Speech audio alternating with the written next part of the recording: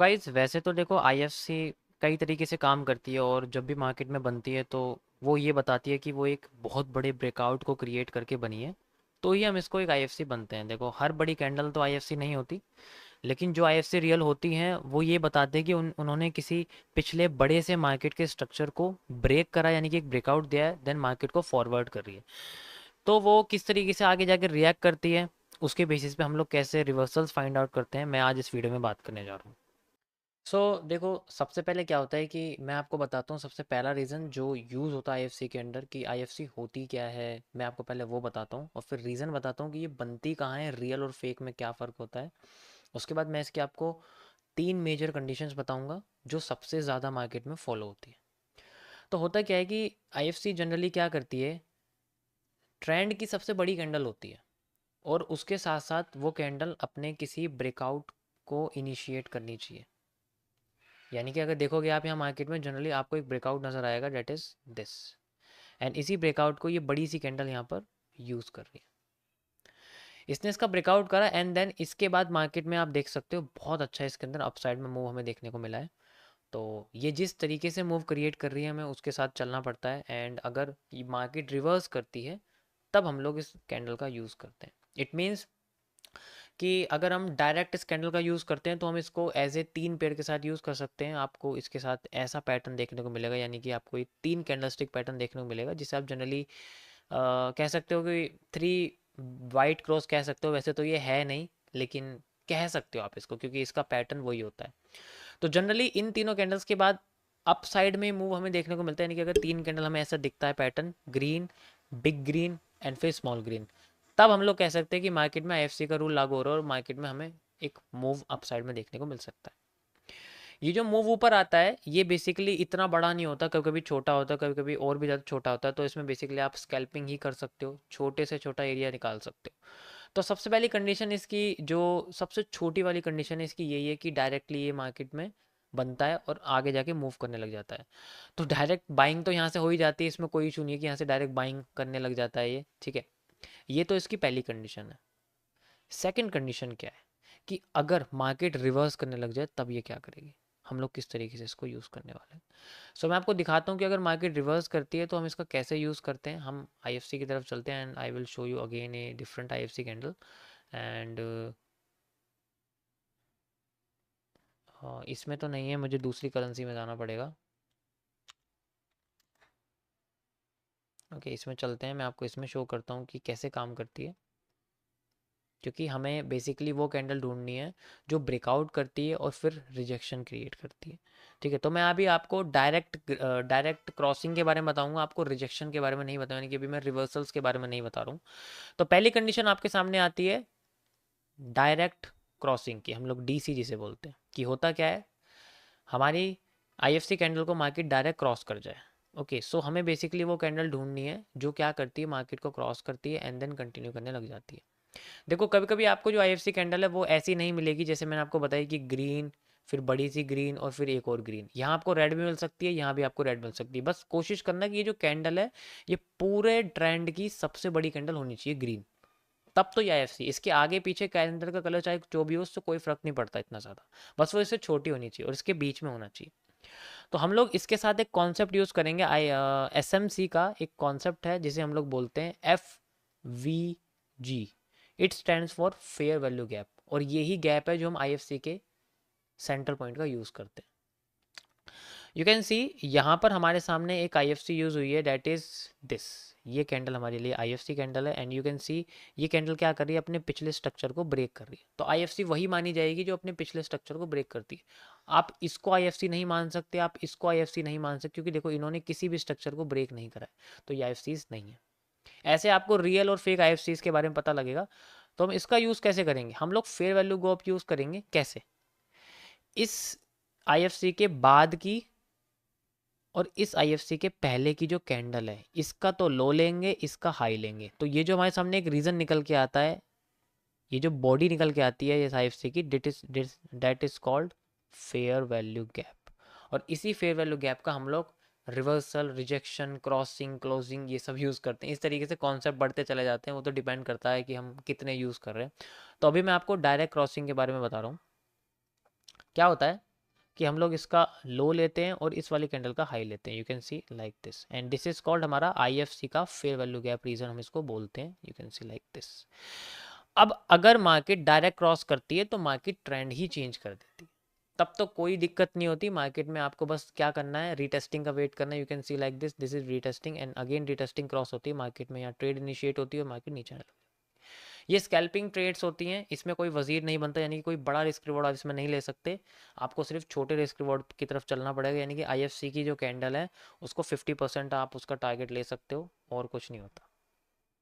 So this is the simple and सबसे second condition है आपकी। पहले तो ये है कि अगर आईएफसी बनती है उसके बाद मार्केट ऊपर ही चलने लग जाती है, लेकिन उस कंडीशन में मार्केट में 3 ग्रीन क्रॉस हमें चाहिए, 3 वाइट क्रॉस हमें चाहिए, तब जाके वो हमें ऐसा कुछ पैटर्न दिखेगी। तो अगर ऐसा दिखता है तो डायरेक्टली पहले ऊपर जाते हैं, लेकिन अगर मार्केट रिवर्स कर जाए तब ये कंडीशन यूज़ होती है, और ये डायरेक्ट क्रॉसिंग के लिए यूज़ होती है कि डायरेक्ट अगर ऐसे क्रॉस कर जाए मार्केट तो हम लोग डायरेक्ट क्रॉसिंग की तरफ डाउन ट्रेंड में जा सकते हैं। So this is the second condition. Third मैं आपको बताता हूँ अब रिवर्सल के लिए, और ये बहुत इंपॉर्टेंट है क्योंकि यही सबसे कंफ्यूजिंग एरिया है। चलो ये तो डायरेक्ट दिख रहा है कि मार्केट क्रॉस करके डायरेक्ट जा रही है, ये तो कोई दिक्कत नहीं, इसके अंदर कोई इशू नहीं, लेकिन अगर यहाँ पर मार्केट थोड़ा रिवर्सल करने लग जाए, रिजेक्शन करने लगे, तब हम कैसे रिएक्ट करेंगे, तब हमारे लिए थोड़ी बहुत इशू पैदा होता है। That is now we can see like this. अब आप अगर देखोगे तो हमारे सामने एक स्ट्रक्चर ब्रेक हुआ है, दैट इज हम इसको यूज़ कर सकते हैं ऐसे ब्रेक ऑफ स्ट्रक्चर, आप देख सकते हो यहाँ पर मार्केट ने स्ट्रक्चर ब्रेक करा है, एंड इसके बाद मार्केट अपने आप को ऊपर की साइड ले गई with the help of this IFC candle, क्योंकि देखो इसके पहले भी ग्रीन कैंडल है, इसके बाद भी ग्रीन कैंडल है। सो हम इसका 50% रूल यूज़ करेंगे फेयर वैल्यू गैप के साथ, ऊपर की ग्रीन कैंडल का लो लेंगे, नीचे की ग्रीन कैंडल का हाई लेंगे, and we can see like this, हमारे सामने एक फेयर वैल्यू गैप क्रिएट हो जाता है। अब यहाँ पर कंफ्यूजन क्रिएट होती है, यही कंडीशन मैं आपको अब थर्ड में बताऊँ कि इसको कितना इजीली सॉल्व हम कर सकते हैं। देखो होता क्या है कि जब आईएफसी डायरेक्ट क्रॉस होती है तो उसमें कोई इशू नहीं होता कि डायरेक्ट क्रॉस करने के बाद मार्केट नीचे आ जाती है, कोई दिक्कत नहीं, लेकिन यहाँ पर क्या हो रहा है, यहाँ ब्रेक हो गई मार्केट क्रॉस करते वक्त। बेशक यहाँ पर आपको जो ये चीज़ दिख रही है 50%, ये फेयर वैल्यू गैप की सेंट्रल लाइन है, ठीक है। तो यहाँ आपने देखो कि इस कैंडल ने फेयर वैल्यू गैप के सेंट्रल के 50% लेवल को ब्रेक करा और अगली कैंडल तक कंटिन्यू करा। यहाँ पर सबसे पहली कंडीशन ये आती है कि मार्केट डायरेक्ट क्रॉसिंग करनी चाहिए, तब ही वो नीचे जाएगी, अगर बीच में से ब्रेक कर गई तो वो ट्रेंड टूट जाता है।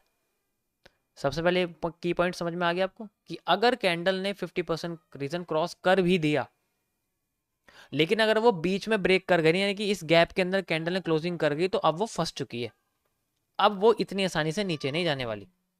तो इसी का फायदा हमें उठाना है, और अगली कैंडल अगर रेड बनती है और वो फिर नीचे क्रॉस करती है तो आप समझ जाओ कि वो रिवर्सल है उसका।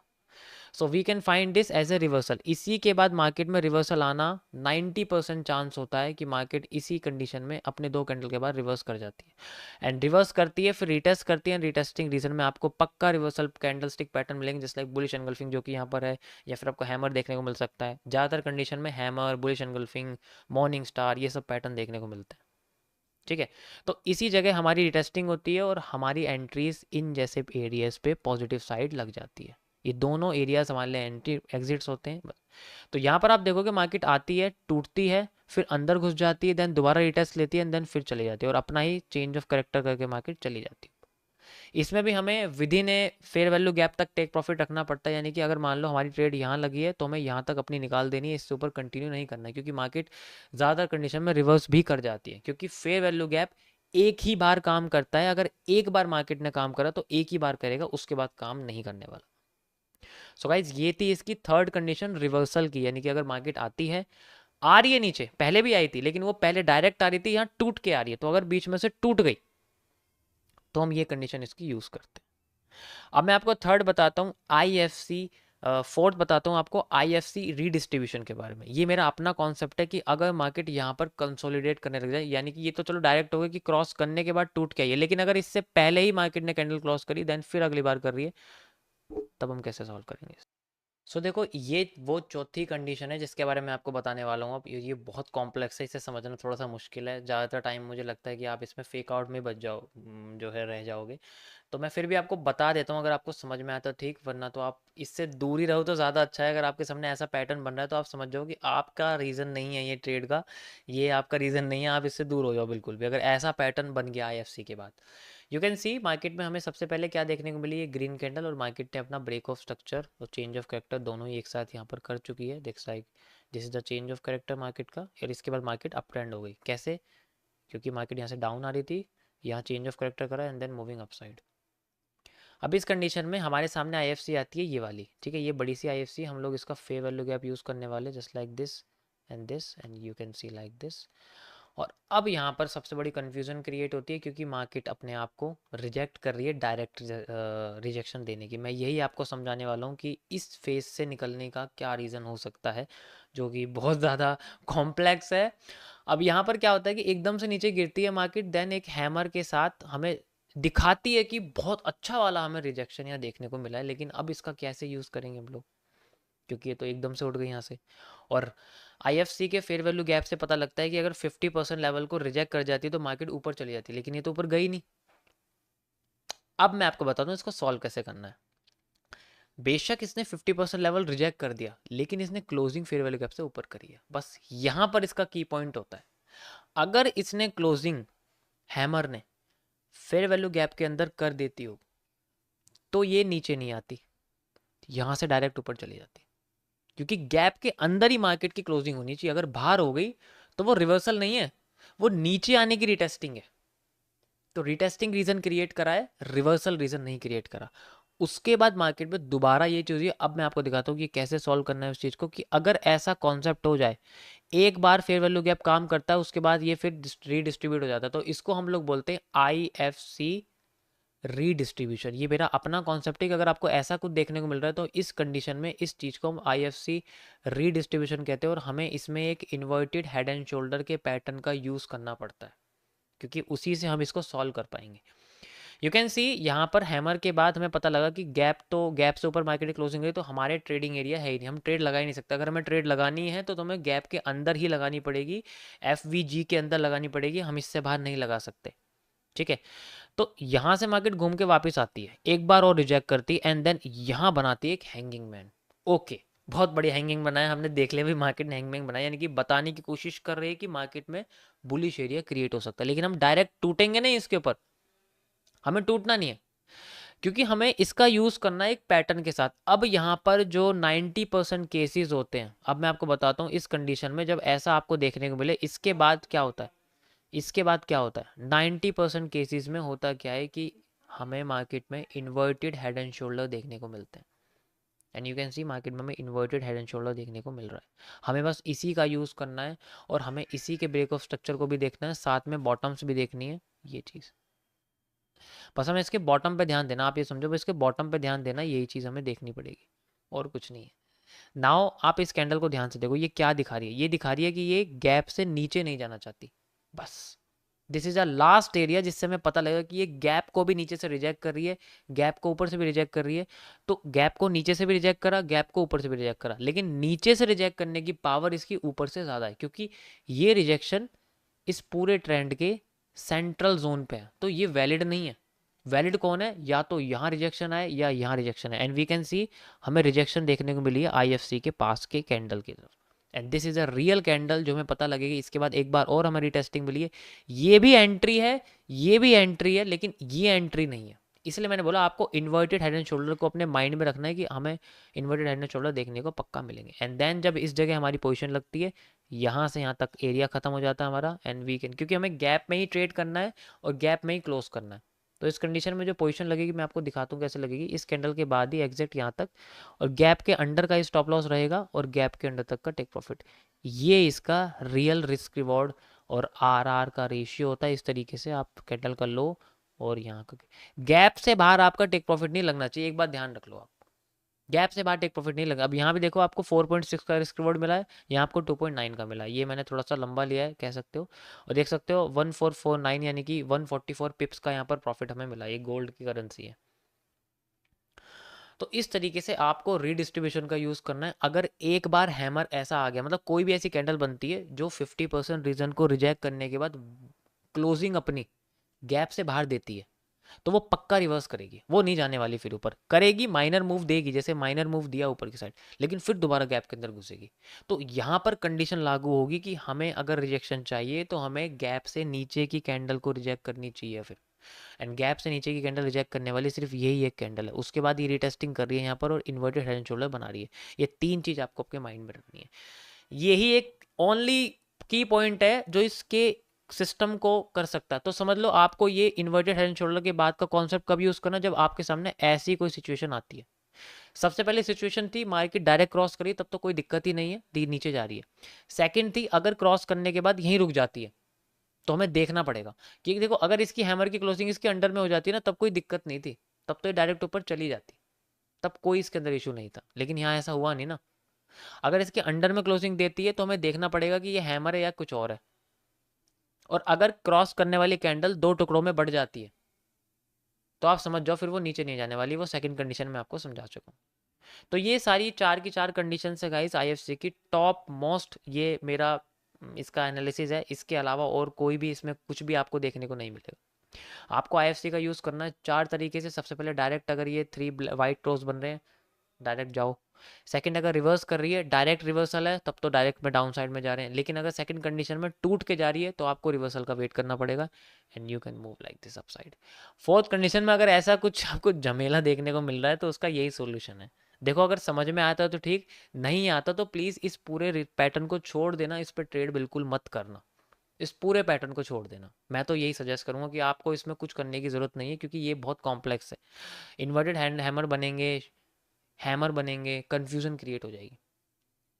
तो बेसिकली अगर आप यूज़ करोगे तो इन्वर्टेड हेड एंड शोल्डर के बेसिस पे यूज़ कर सकते हो, लेकिन फिर आपको अपना टेक प्रॉफिट, अपना एंट्री यहाँ लगा के यहाँ तक लेना पड़ेगा, जो कि आईएफसी के फेयर वैल्यू गैप से रिलेट नहीं करता। फिर वो आईएफसी का कॉन्सेप्ट नहीं हो गया, फिर वो हेड एंड शोल्डर का, इन्वर्टेड हेड एंड शोल्डर का कॉन्सेप्ट हो जाता है। देखो इसके आगे तो बस आपके ऊपर डिपेंड करता है कि आप किस तरीके से उस कंडीशन को यूज़ करते हो जो कि मार्केट के सामने आपके सामने बनती रहेगी। देखो जनरली क्या होता है कि ये एक गैप का कॉन्सेप्ट है, यानी कि फेयर वैल्यू गैप का कॉन्सेप्ट है, तो इसके अंदर ऑफिशियली आपको देखना पड़ेगा कि बेसिकली कौन सी कैंडल वर्क करेगी। तो सारी कैंडल्स पे आपको प्रॉपर उतना ही ध्यान देना जितना आप उसकी एंट्री कैंडल पे ध्यान देते हो।